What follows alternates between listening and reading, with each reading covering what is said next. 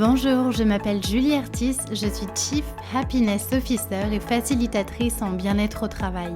J'ai lancé ce podcast dans le seul et unique but de vous aider à devenir acteur du bien-être au travail. Au travers des épisodes, je vous partage ma vision, des conseils pratiques, des expériences pour vivre le travail de façon plus positive. Je vous emmène aussi à la rencontre de personnes qui ont décidé de faire du bien-être au travail leur mission au quotidien. Elles vous partageront leurs clés pour créer un monde du travail plus humain. Enfin, Génération CHO, c'est aussi un podcast qui vous permettra de découvrir le passionnant métier qu'est celui de Chief Happiness Officer, bien loin des clichés du bonheur au travail que l'on voit souvent dans les médias. Génération CHO, c'est un podcast que je publie tous les mardis et vous retrouverez toutes les notes de l'épisode sur mon site julieartis.com. Pensez à vous abonner pour ne pas rater les nouveaux épisodes. Et si vous venez juste de me rejoindre, alors bienvenue! Je vous invite à écouter l'épisode 0 où je me présente un peu plus en détail. Dans ce podcast, mon but est vraiment de vous donner de l'énergie et vous inspirer à passer à l'action. Alors, prêt à faire partie de la génération de ceux qui choisissent le bonheur au travail ? Installez-vous confortablement pour l'épisode du jour, c'est parti! Bonjour à tous et bienvenue dans un nouvel épisode de Génération CHO. Dans cet épisode, j'accueille Alice Poligny, responsable communication et Chief Happiness Officer chez Alphonse, une entreprise de services du numérique. Bonjour Alice. Bonjour Julie. Merci beaucoup d'être mon invitée pour ce podcast.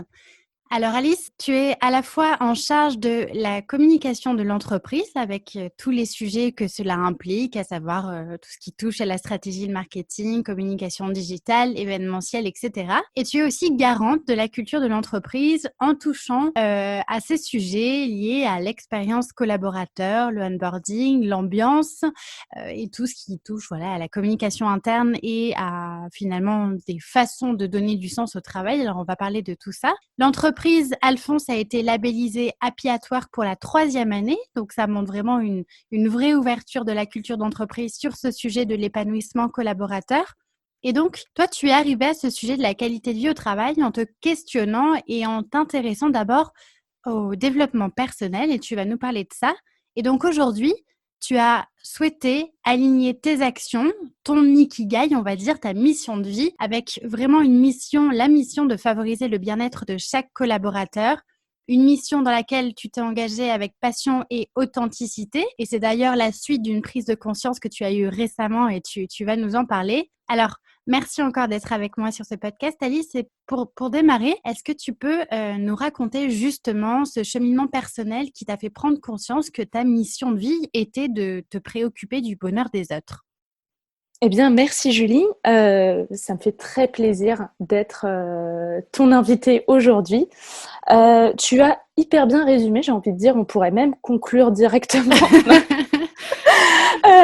Alors oui, donc mon cheminement personnel, en effet, je me suis beaucoup intéressée au développement personnel. Ça fait déjà 8 ans que j'expérimente le coaching avec la Gestalt thérapie. Alors, je suppose que tu veux que je te décrive un petit peu. Je pense que... S'il te plaît. Oui. Ça éclairera aussi les personnes qui nous écoutent parce que je pense que c'est une discipline dont on commence à parler, je pense, mais qui est encore assez méconnue. Ouais. C'est ça. Alors après, c'est compliqué pour moi de te décrire car je ne suis pas coach, je suis coachée. Donc, alors, en général, la Gestalt thérapie, c'est un mouvement pour la psychothérapie. En fait, ça t'aide vraiment à avoir une vision globale de toi-même pour mieux comprendre comment tu fonctionnes. Alors après, je pense que des coachs le définiraient encore mieux, mais en tout cas, moi, en tant que coachée, ce que j'ai ressenti et ce que je ressens, ce que je continue, c'est vraiment ce côté apprendre à vivre dans le présent. Moi, j'étais beaucoup trop tournée sur le futur, pas forcément sur le passé, mais sur le futur. Je vivais toujours dans des projections.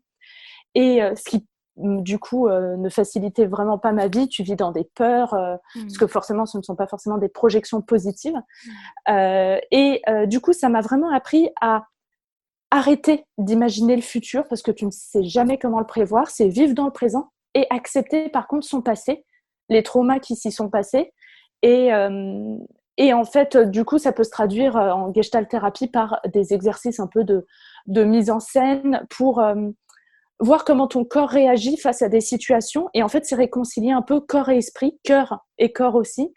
Donc, moi, je trouve ça vraiment formidable. Et c'est pour ça que je continue depuis si longtemps. En fait, la vie évolue tellement. Moi, j'ai 29 ans aujourd'hui. Et du coup, j'ai commencé à 20-21 ans. Et la vie ne fait qu'évoluer en permanence. Donc, tu rencontres toujours de nouvelles problématiques, que ce soit personnelles ou professionnelles. Et c'est hyper enrichissant, en fait, de prendre un temps pour toi. Tu as 1 heure toutes les 2 semaines où tu réfléchis, OK, est-ce que j'aime ma vie? Est-ce que je suis là où j'ai envie d'être au lieu d'être tout le temps tête dans le guidon?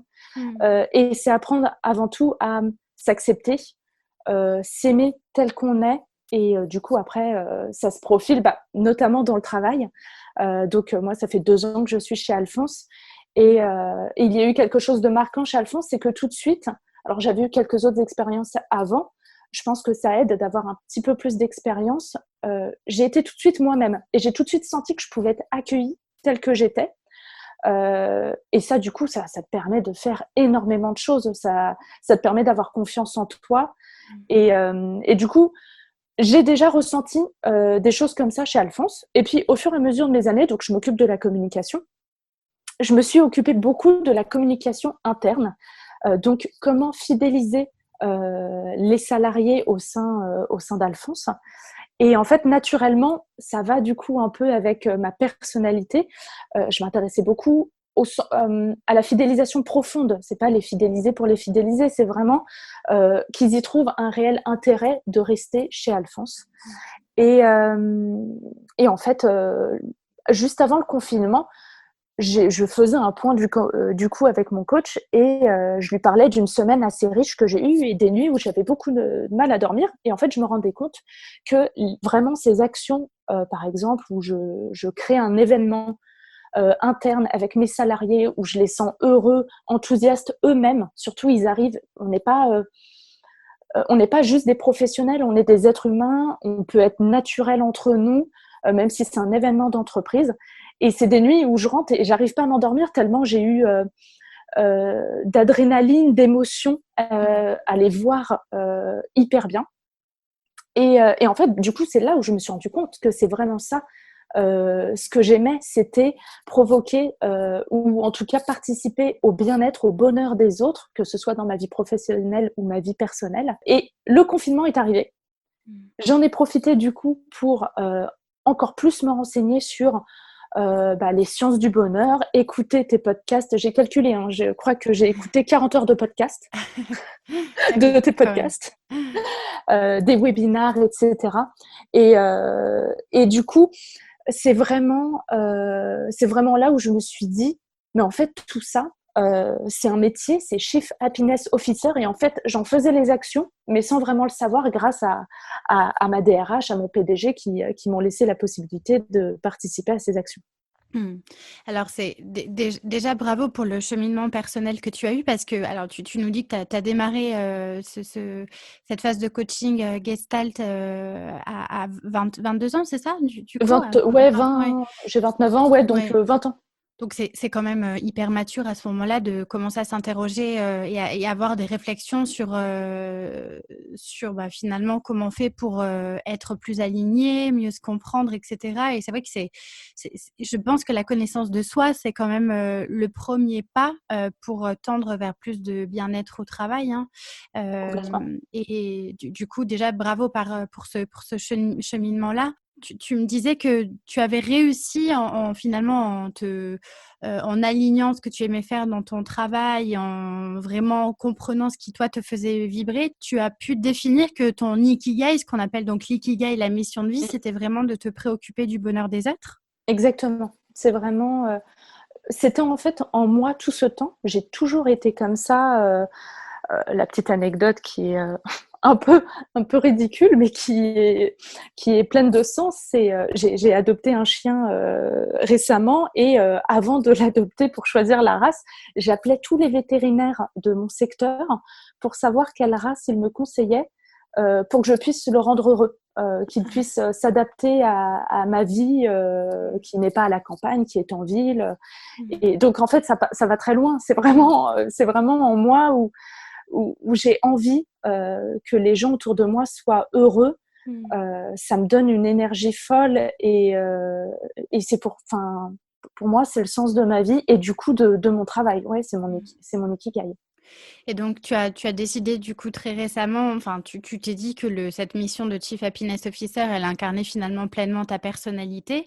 C'est le cas de beaucoup de personnes hein, que je vois qui commencent à prendre à bras le corps ce rôle de CHO, sachant que chez Alphonse, il y avait déjà une ADN qui était tournée vers la culture de l'entreprise. Alors, tu peux peut-être nous rappeler le contexte de l'entreprise parce que je pense que c'est intéressant. Vous êtes sur des problématiques particulières d'engagement puisque c'est un secteur où finalement vos collaborateurs sont en mission chez d'autres clients. Donc, il y a vraiment ce besoin chez Alphonse de pouvoir trouver des actions et des leviers pour continuer à motiver et engager les collaborateurs et finalement susciter un peu ce sentiment d'appartenance à Alphonse alors qu'ils sont en mission chez d'autres clients. Donc, c'est quand même assez complexe. C'est le cas de beaucoup d'entreprises qui sont dans le numérique et dans l'informatique. Est-ce que tu peux nous parler un petit peu de ça et comment vous faites justement pour susciter cette appartenance à la culture d'Alphonse malgré du coup ces enjeux et ces contraintes? Oui, tout à fait. Donc, tu as bien défini, en fait, Alphonse, c'est une entreprise de services du numérique. Donc, nous recrutons des talents dans le digital et l'IT, donc vraiment des métiers techniques. Et en fait, notre objectif, c'est de les mettre, de leur trouver une mission chez un client. Donc, ce sont des missions de toute durée. Mais du coup, nos 200 salariés sont à distance. Ils sont tous, alors ils ne sont pas dans toute la France, ils sont en Île-de-France, mais ils ne sont pas chez nous au siège. On a une équipe support qui est au siège, mais ils sont tous sinon à distance. Donc ça, c'est vraiment un challenge. Et au début, je me suis dit, comment je vais faire pour fidéliser des personnes qu'on ne manage pas au final, c'est-à-dire on va les manager, mais ils auront d'autres managers qui sont dans d'autres entreprises avec d'autres cultures de management, qui ont d'autres cultures de QVT. C'est vraiment un réel challenge de pouvoir essayer de leur trouver le sens, le bien-être dans leur travail, alors qu'on n'a pas la main vraiment sur tout. Donc tu parles souvent de co-responsabilité, on a une coco-responsabilité, on a notre responsabilité en tant qu'Alphonse, il y a la responsabilité du salarié et il y a la responsabilité de l'entreprise dans laquelle il fait sa mission. Et oui, j'imagine que dans ces cas-là, la culture de l'entreprise, c'est quand même le socle pour rallier les collaborateurs et susciter justement cet engagement. Est-ce qu'il y a des actions, je ne sais pas, mensuelles, quotidiennes, justement, qui vous permettent de fédérer malgré tout les collaborateurs à distance à la culture de l'entreprise, Alphonse? Complètement. Et comme tu le dis, on a un gros travail peut-être plus que d'autres. Je pense que toutes les entreprises doivent le faire, mais de culture d'entreprise et de sentiment d'appartenance. Moi, ça a été une de mes missions principales, vraiment créer ce sentiment d'appartenance. Donc, quelque chose qui est hyper important, qu'on a perdu malheureusement avec le confinement, c'est le présentiel. On fait un événement par mois pour réunir nos salariés. Ce qui est impressionnant, c'est qu'on a démarré il y a 1 an et demi avec peut-être 15, je dirais 10-15 personnes aux événements. Et aujourd'hui, le dernier événement en date qu'on a fait, on était 140. D'accord. Donc, on voit vraiment que l'effet boule de neige grossit. Ça, c'est super. On a une belle énergie. Même des personnes, je me rappelle au dernier événement, des collabs qui venaient pour la première fois me disaient mais en fait vous êtes tous amis. Il y a des personnes qui ne sont pas de chez Alphonse.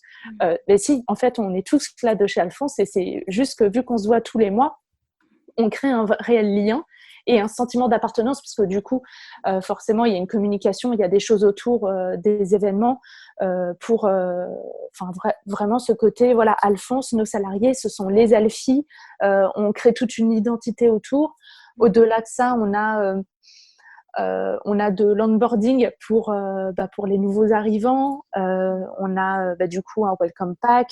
On a tout un parcours d'intégration. On a des attentions à leurs anniversaires d'entreprise.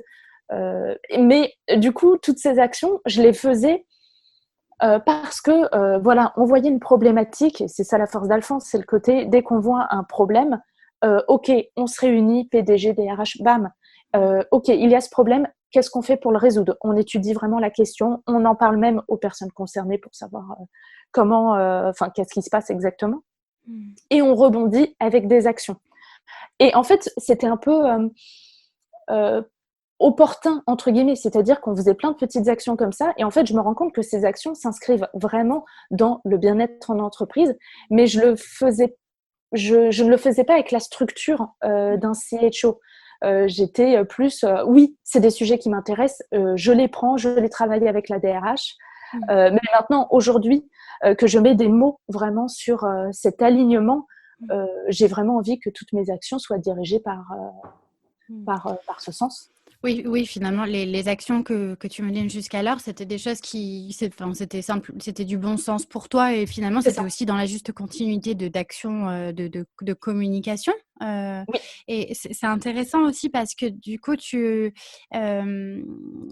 collabores sur ce travail de l'épanouissement collaborateur, de l'engagement, etc. C'est un travail qui se fait vraiment en collaboration avec le service RH. Complètement. Et c'est grâce à elle que j'ai découvert encore mieux la com interne. On aime énormément travailler ensemble et c'est vraiment, on travaille main dans la main et c'est très dur de retrouver ça ailleurs.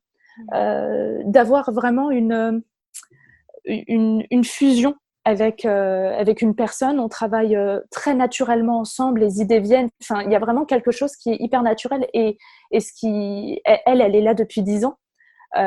Chez Alphonse, du coup, elle a l'identité en elle. Moi, j'étais un peu plus neuve, mais du coup, le mélange un peu de nos deux expériences ont donné toutes ces actions. Donc, non, c'est Oui, formidable de travailler avec une personne comme ça. ça fait une collaboration vraiment complémentaire et je trouve que C'est c'est ça. hyper intéressant. Enfin, moi, je pars vraiment du postulat que dans toute démarche de qualité de vie au travail, c'est bien qu'il y ait une seule personne qui impulse le sujet, mais après, que chacun s'en empare et puis amène un petit peu sa touche, sa personnalité, sa vision des choses, son expérience et ses compétences. C'est ça aussi qui enrichit fortement une démarche qualité de vie au travail, hein, puisqu'on Complètement. a, Je on trouve a que tous c'est nos hyper parcours important. différents. Ouais, ouais, ouais. Et justement, chez Alphonse, comment ça s'est passé, toute cette crise? Comment, alors c'est la question que tout le monde pose en ce moment, mais comment on fait face à tout ça? Surtout quand on est une entreprise où ses collaborateurs sont un peu disséminés à droite à gauche. Comment ça s'est passé pour vous? Alors, ce qui est amusant, c'est que nous, ça n'a pas changé la distance, vu qu'ils étaient déjà à distance. Oui. Mais ça nous a juste fait nous rendre compte qu'il fallait encore plus garder le lien. Car là, il y avait de la distance, mais les personnes ne vivaient pas comme d'habitude. Il y a des personnes qui pratiquement tous étaient en télétravail, et il y en a avec leurs enfants, ou il y en a seuls dans un studio. Et du coup, c'était automatique pour moi de me dire, oula, comme il faut absolument qu'on ait des nouvelles de chacun, comment ils vont, comment ils vivent la période. Donc on a essayé de mettre en place voilà, des appels, des mails, enfin pouvoir échanger vraiment avec eux. On a une plateforme du coup collaborative aussi qu'on a mis en place qui est Teams. Et garder le lien aussi via Teams. Là, ces derniers temps, on faisait des alféros, toujours pour aller avec Alphonse, tous les mardis soirs. Donc voilà, on essaye vraiment de garder le lien au maximum. Après, ce n'est pas simple car on a quand même 200 personnes, on a 200 êtres humains, parce qu'au-delà d'être un groupe, c'est vraiment 200 personnes différentes. Et on est quand même une entreprise, on est une petite entreprise, on est une PME. Il faudrait tellement plus, enfin j'aimerais tellement qu'on puisse faire plus pour chacun d'entre eux. Donc on fait notre maximum. Après, on est dans le secteur du digital, donc forcément, on n'est pas le secteur le plus touché, mais c'est important vraiment de, de prendre soin de chacun et de s'assurer que tout le monde va bien, que tout le monde puisse travailler dans les conditions, dans de bonnes conditions. Alors par rapport à ce rôle du coup qui est assez récent pour toi de Chief Happiness Officer, c'est intéressant parce que comme tu l'as dit, tu en es venu à ce rôle-là parce que c'était en fait la juste continuité de ce que tu étais dans tes actions et dans ta personnalité. Et c'est bien souvent comme ça qu'on en arrive au sujet. Et c'est ensuite du coup qu'on décide aussi de développer ses compétences pour aller plus loin dans ce rôle-là. Et c'est la démarche du coup que tu as faite parce que si je me trompe pas, tu as initié une formation auprès de l'Académie Spinoza? Oui, complètement. Mais en fait, vraiment, ce confinement, moi, je le vois comme une opportunité. Je ne dis absolument pas c'est ce qu'il fallait pour le monde, absolument pas, parce qu'il y a des choses tellement dramatiques qui se sont passées, mais moi, je préfère le voir de façon positive. Pour moi, je l'ai vu comme une opportunité d'être au calme, de me recentrer sur ce que je venais de constater quelques mois auparavant et de me dire, OK, c'est ça qui me fait vibrer, c'est ça que j'ai envie de faire, donc je vais me former à fond, je vais lire des livres, je vais faire tout ce que je peux pour m'y connaître encore plus avec ma personnalité, avec mes connaissances déjà de base. Et du coup, oui, je suis en formation à l'Académie Spinoza et c'est formidable, ça me conforte vraiment dans ce que j'ai appris, dans ce que j'ai vu.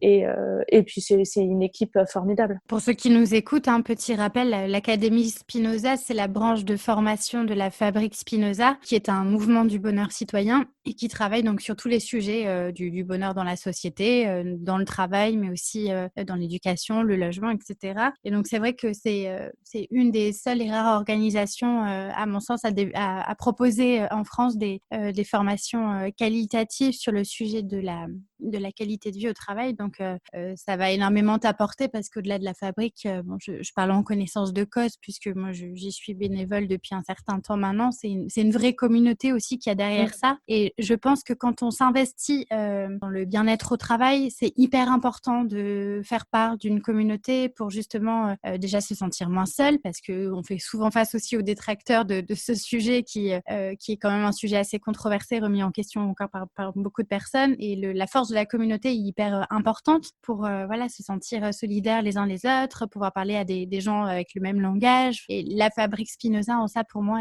est très intéressante et importante sur ce Oui, sujet. c'est hyper enrichissant et c'est amusant parce que je leur disais, parce que du coup on fait la formation en visio, forcément, et je leur disais à la fin d'une session, mais en fait, faudrait qu'on lance notre propre boîte tous ensemble, ce serait tellement plus facile vu que tout le monde est déjà convaincu de l'importance du bien-être au travail. Puis bon, après, je me suis résolue à me dire non, on a besoin de nous justement pour faire changer les choses au sein d'entreprises pour qui ce n'est pas encore naturel. Je ne vais pas dire qu'ils n'y croient pas, parce que du coup, il y a un travail encore plus de fond pour les entreprises qui n'y croient pas du tout encore. Mais pour celles qui se tâtent, on va dire, qui se disent oh, le bonheur. Là, je pense qu'on peut avoir vraiment une action et faire changer les choses au fur et à mesure. J'y crois vraiment parce que moi qui suis dans la communication, je sais qu'au début, par exemple, le métier de community manager, il n'était pas vraiment reconnu. Ouais, et puis d'ailleurs, moi, en communication, on se moque souvent de moi. Oui, mais tu passes tes journées sur Facebook. Déjà. Mais c'est exactement le parallèle que j'utilise souvent. C'est vrai que quand les réseaux sociaux ont émergé, alors je sais pas c'était quoi en 2007, je crois, l'apparition de Facebook. Donc là, maintenant, ça commence à dater. Mais c'est vrai qu'au tout début, quand on a commencé à parler des réseaux sociaux, que les entreprises, après plusieurs années, ont commencé à s'y intéresser et à se dire, mais il faudra quand même qu'on ait quelqu'un qui s'en occupe et que le métier de community manager est apparu, au début, c'était complètement pris à la dérision, ce métier-là. Enfin, c'était complètement ahurissant de rémunérer quelqu'un qui passait des journées entières à s'occuper d'un compte Twitter ou d'une page Facebook. Et sauf qu'aujourd'hui, on se rend compte que les entreprises qui ne sont pas clairement impliquées dans leur présence digitale, elles sont complètement à côté de la plaque, quoi. Complètement. Elles passent à côté de quelque chose. Après, tout dépend toujours de la cible. Mais complètement. Aujourd'hui, c'est vraiment un métier à part entière. Et même si on s'en manque encore aujourd'hui, tu passes tes journées sur Facebook. Moi, du coup, c'est une partie de mon métier. Mais oui, et alors, c'est vrai que c'est un métier à part entière. Facebook, si tu fais partie d'un média ou d'une grande entreprise, ouais, et s'ils mettent un métier vraiment dessus, c'est que il y a des résultats derrière. Donc, je me dis, voilà, il y a plein de nouveaux métiers comme ça qui arrivent. Je pense que le CHO trouvera sa place officielle pour les entreprises qui le souhaitent. Et un jour, ce sera certainement indispensable. Mais ouais, moi, je te rejoins totalement. Je pense qu'il faut, enfin, il faut pas vraiment faire attention finalement à ceux qui sont fermés d'esprit par rapport à l'émergence de ces nouveaux métiers parce que, au final, enfin, pour moi, je pense que l'avenir justement appartient à ceux qui restent ouverts à l'émergence de nouveaux métiers.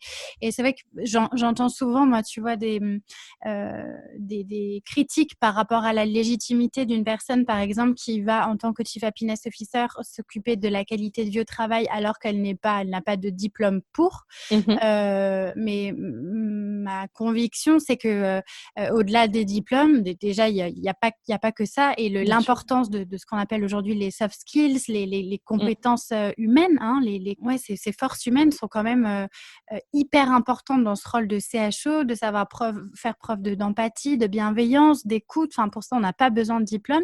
Et je pense que déjà, à minima, les collaborateurs, les entreprises ont besoin de personnes qui sont un peu les ambassadeurs de cette approche bienveillante, de l'écoute, de l'empathie. Et un CHO, petit à petit, acquiert aussi sa légitimité avec l'expérience sans forcément avoir fait 10 ans d'études en psychologie. Complètement.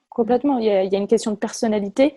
Il y a forcément des connaissances à avoir sur la science du bonheur, la psychologie peut-être positive, pour trouver un peu les bonnes actions. Après, si on est quelqu'un d'empathique et qu'on le fait avec le cœur, je pense que déjà ça, c'est un énorme pas en entreprise, de savoir qu'une personne s'intéresse à toi, mais toi qui tu es, pas toi le professionnel, mais toi l'être humain. Je pense que déjà c'est un grand pas. Après, chacun son chemin. On peut pas, ça c'est quelque chose que tu vois en Gestalt thérapie, tu ne peux pas, et du coup sur la co-responsabilité aussi, tu ne peux pas provoquer le bonheur, par exemple, chez tes proches. On veut tous que nos parents, nos frères et sœurs soient heureux.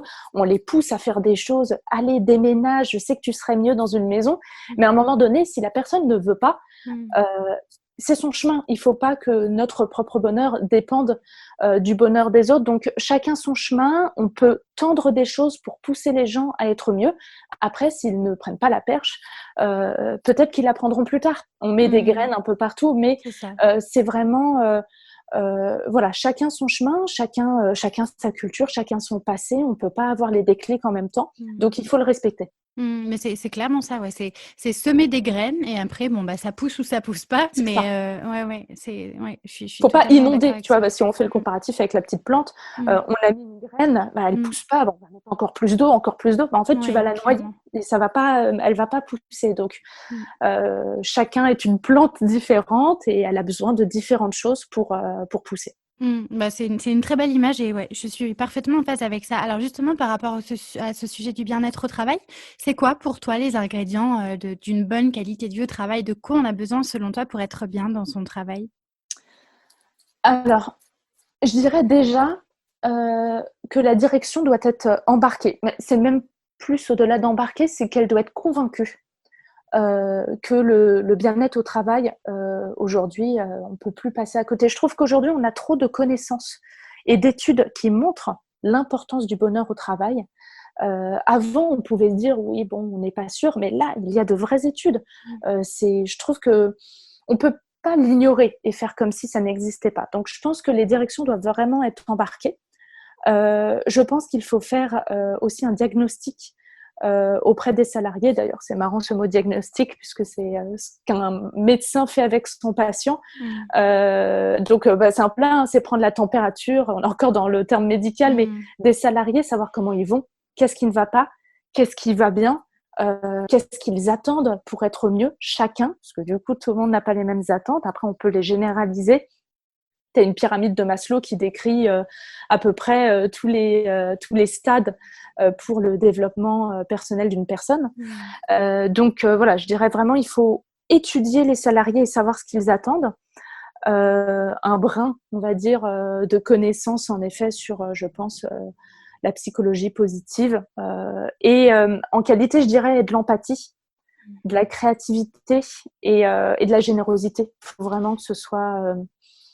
Et est-ce que le fait d'avoir été labellisé Happy at Work, ça vous a permis bon, du coup, j'imagine, de déceler une tendance dans l'entreprise et surtout de faire émerger peut-être certains facteurs de mal-être ou au Complètement. contraire des choses qui fonctionnaient bien? Complètement. C'est hyper intéressant. Moi, j'aime beaucoup cette enquête qui passe par un intermédiaire du coup neutre. Oui. C'est toujours utile. Et c'est anonyme. Et j'aime beaucoup voir le résultat. Là, du coup, on a eu le résultat pendant le confinement, de voir ce qui va. C'était un bon Et résultat, du coup? ouais, on évolue chaque année. Ouais, Oui. c'était un bon résultat. On évolue chaque année, donc j'en suis très contente. Après, on peut toujours évoluer encore plus, donc c'est ça qui est stimulant. Donc, c'est hyper important de voir ce qui va. Super, ce sont des acquis. Entre guillemets, il faut continuer de travailler dessus.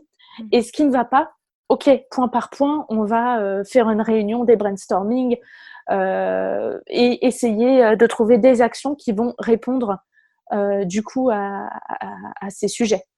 Et c'est quoi justement, chez Alphonse, les actions ou en tout cas l'action qui fonctionne le mieux, en ce moment pour, enfin nourrir cette notion d'engagement, fédérer autour de la culture? Est-ce qu'il y a quelque chose qui ressort du lot?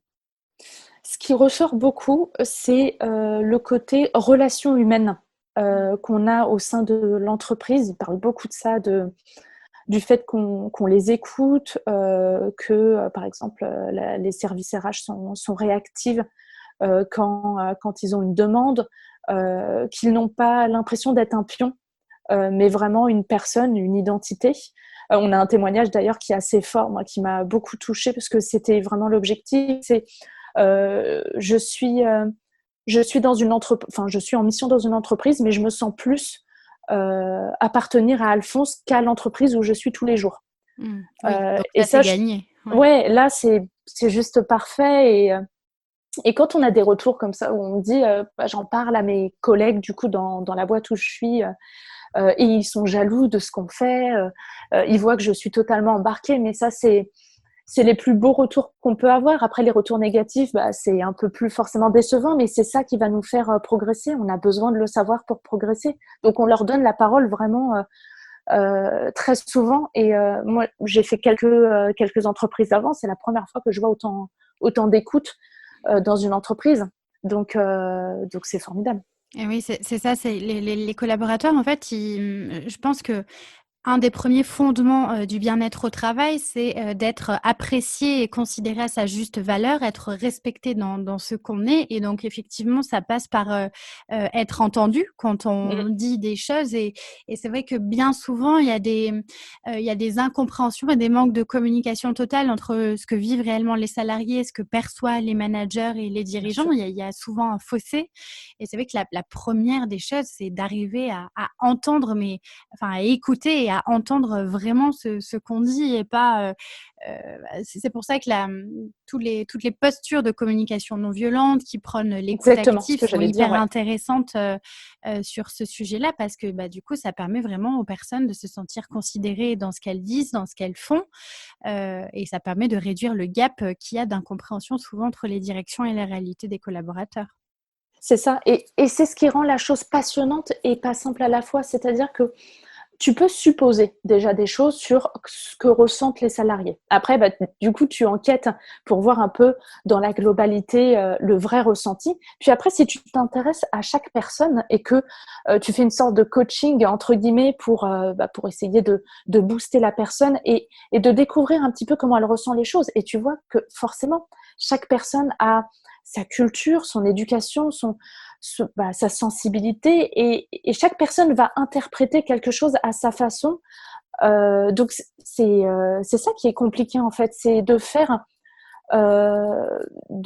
chaque identité, de chaque personne, une communauté de salariés où la mayonnaise va très bien prendre et où tout le monde va s'entraider, va se sentir heureux, va essayer justement d'agir sur le bonheur aussi de leurs collègues.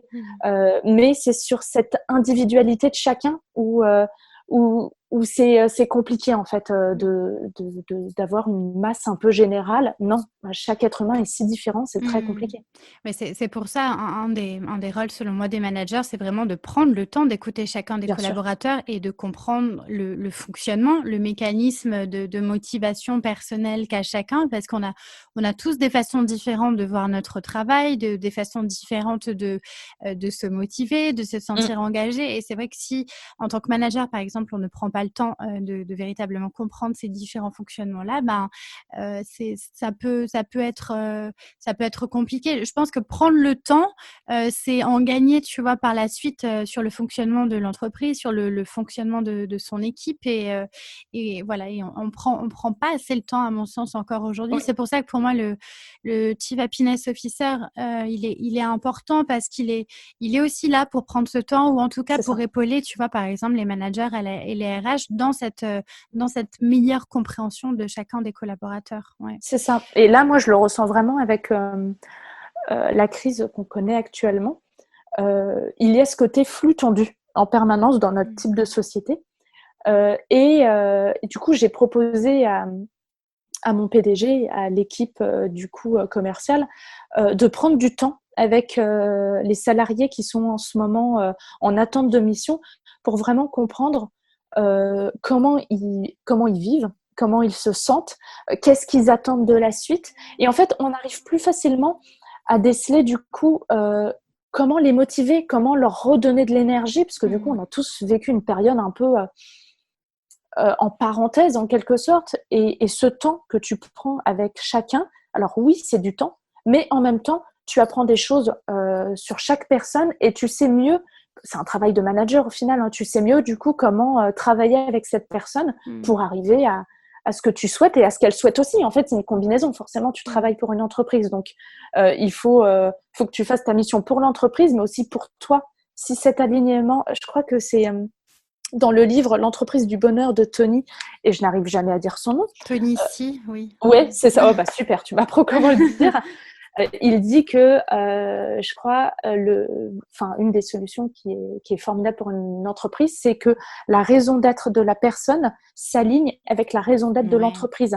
Et là, quand tu fusionnes, mais en fait, tu as des personnes, dans son entreprise, à un moment donné, ils déménagent, je crois, à Las Vegas, et du coup, ils étaient sur la côte ouest, ils étaient je sais plus, à San Francisco, et ils demandent à ses salariés, on doit déménager bientôt, oui ou non, et en fait, la majorité des personnes sont parties, ont suivi l'entreprise parce qu'elles s'y sentaient tellement bien, elles étaient tellement alignées qu'elles ne se voyaient pas aller ailleurs. Et oui, c'est ça. En fait, le meilleur moyen d'engager des collaborateurs, c'est de les impliquer dans toutes les décisions stratégiques de l'entreprise, parce que Complètement.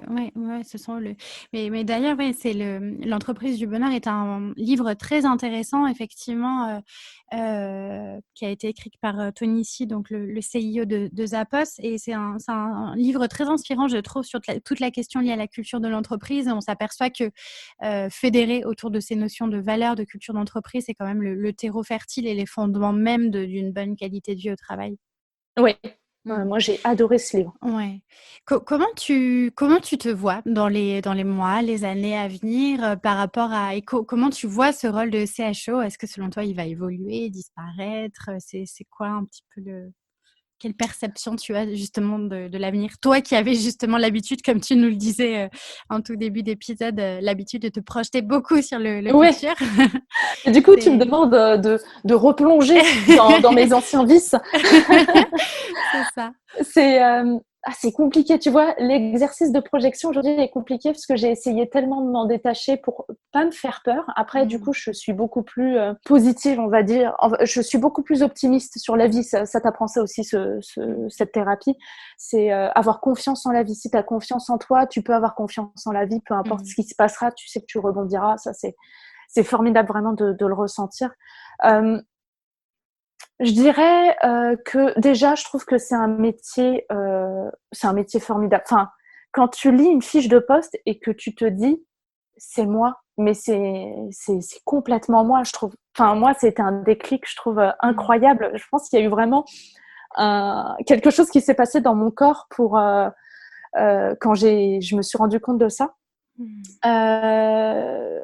moi, j'ai pas peur du terme bonheur parce que je sais que tu en parles de temps en temps, Chief Happiness Officer, responsable du bonheur au travail. Moi, je trouve qu'il faut être ambitieux. Faut pas avoir peur des mots. On passe la majorité de notre vie, de notre temps au travail. Je pense que c'est un métier utile pour les générations telles que la mienne et les générations qui vont suivre. Aujourd'hui, on n'a pas envie d'aller au travail et que ce soit un dur labeur. On veut travailler avec passion. Voilà, on veut que tout simplement notre travail, ce ne soit pas un travail, mais plus une activité de vie. Et du coup, j'ai pas peur du mot bonheur parce que moi, j'ai envie d'être heureuse dans ma vie. Donc, mon travail fait partie de ma vie. Du coup, je pense que ça va évoluer encore plus. Regarde, la RSE, la QVT, ça n'existait pas vraiment avant, ou en tout cas, il n'y avait pas des mots dessus. Aujourd'hui, ce sont des mots officiels. QVT, RSE, on en parle. Donc, je pense que il y aura des postes dédiés à ça. J'en suis convaincue. Et puis, après, ce qui est merveilleux, je sais que dans de nombreux podcasts, vous en parlez avec tes invités, c'est qu'en effet, chacun devienne responsable de son propre bonheur et du bonheur des autres. Après, je pense qu'on aura toujours besoin d'un lead sur le sujet, enfin d'un lead, de quelqu'un pour faire toujours penser, en fait d'un coach en quelque sorte. Quelqu'un qui te fait prendre du recul de temps en temps et du coup dans ton entreprise, ok, là je te sens, comment tu vas? Là je sens que ça va pas forcément, ok, dis-moi qu'est-ce qui se passe? Très bien, comment tu veux qu'on réagisse? Il y a un problème là-dessus. Enfin, oui, qui parce que permettent quelquefois, de faire des piqûres de rappel et c'est ça, et de permettre aux personnes finalement de ne pas se laisser engluer dans une sorte de exactement. routine, dans être en pilote automatique et pas se En poser fait, pas se poser les bonnes questions. ouais, c'est exactement ça. Moi qui, du coup, fais du développement personnel, je me rends compte que cette heure que j'ai régulièrement avec mon coach, alors que ça fait longtemps que j'en fais, mais ça me fait toujours du bien. C'est pour ça que je continue, parce qu'en fait, tu es dans le tourbillon de la vie et tu fais des actions, tu réagis. On est des êtres quand même impulsifs, on a besoin de terrain, on n'est pas tous du coup, on n'avait jamais eu l'occasion de rester 2 mois confinés à penser à des choses de la vie. C'est vrai. Là, on a pu prendre du recul. Je pense que là, on va tout reprendre. Ça va être certainement le rush pour beaucoup d'entreprises. Et en fait, d'avoir une personne dans ton entreprise qui sait te faire prendre du recul et s'assurer qu'il y ait toujours du sens pour chacun d'entre nous, je pense que c'est important, en fait, de faire prendre ce recul aux personnes et de ne pas rester tête dans le guidon et de suffoquer pratiquement, de couper sa respiration parce que tu es dans une action. Non, prendre le temps. Et je pense que c'est hyper important d'avoir une personne comme ça. Donc moi, je me verrais beaucoup continuer du coup sur cette voie. Peut-être développer encore plus le coaching. Je trouve ça hyper intéressant. Et je trouve que le métier de CHO a une grande partie de coaching, développement perso et pro, en fait. Clairement. Ouais, non, mais je suis d'accord. Tu résumes assez bien aussi la vision que j'en ai. Et c'est vrai que le CHO, il est effectivement là pour permettre aux personnes de faire un pas de côté de temps en temps, mais sans pour autant rien imposer, juste peut-être proposer et permettre aux personnes de s'ouvrir sur certains sujets, prendre conscience de certaines questions. Mais ouais, je suis tout à fait d'accord avec toi. C'est que la posture de coach, elle est importante et le CHE pourrait effectivement avoir cette posture-là aussi. Et former les managers, par exemple, si tu es dans Ouais. une grande entreprise, en effet, c'est compliqué, mais d'insuffler C'est ça.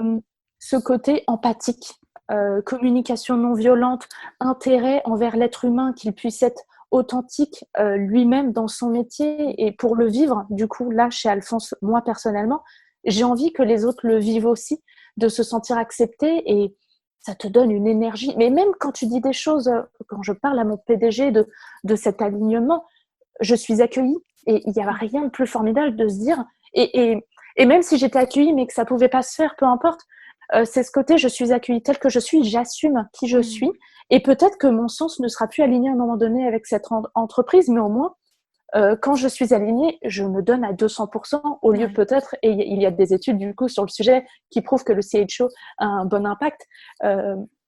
Quelqu'un qui n'est pas qui n'est pas aligné, qui n'est pas bien dans son travail, bah, du coup, il va se donner peut-être à 50%. Il y aura de l'absentéisme, peut-être une démission.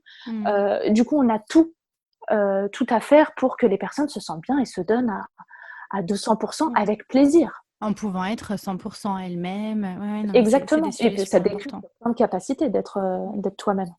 Alors Alice, on arrive presque au bout de l'épisode. Merci pour tout cet échange. Est-ce que pour clôturer, peut-être tu aurais un conseil à donner à ceux qui nous écoutent et qui aimeraient passer à l'action en faveur du bien-être au travail et peut-être qui veulent devenir CHO? Je dirais qu'il ne faut pas avoir peur. Il faut se lancer et moi, ce qui m'aide beaucoup, c'est de l'avoir testé moi-même. Je suis quelqu'un d'empathique de base, mais le fait d'avoir testé mon propre bonheur au travail, d'avoir pris soin de moi sur le plan psychologique et puis avec plein d'autres choses, la méditation, etc. Euh, et de pouvoir être authentique en fait dans mon travail. Et du coup, s'il y a des personnes qui ont envie d'être CHO, bah, c'est commencer à assumer cette authenticité et cette envie de vouloir l'être. Mais je pense qu'il y a vraiment un côté euh, testez vous-même comment vous seriez mieux au travail, qu'est-ce qu'il faudrait faire, le faire, voir les réactions du coup de votre entreprise.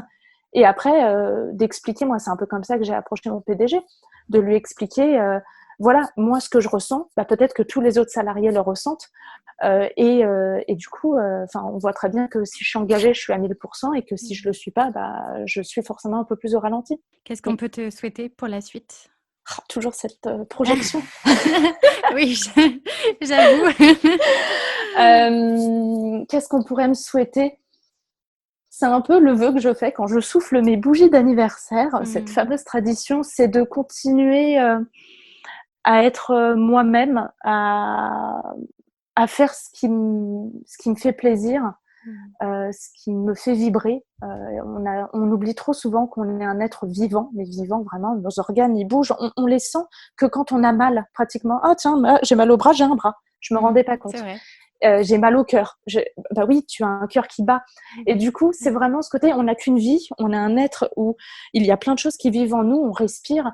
Il faut mettre de la conscience dans les choses. Exactement, mettre de la conscience et se dire, on le voit avec la période qu'on est en train de vivre, la vie, elle peut s'arrêter très vite. Il ne faut pas en avoir peur, mais elle peut s'arrêter. Donc, il faut vivre le moment présent et il faut réussir à se lancer, à agir. Après, je dis ça, j'ai jamais fait de saut à l'élastique, hein, donc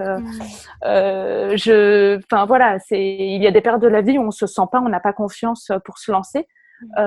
Mais souvent, et c'est le problème de la projection, vous imaginez que votre patron, il va vous dire, c'est quoi ton histoire de bonheur au travail? J'en ai rien à faire, j'ai autre chose à faire.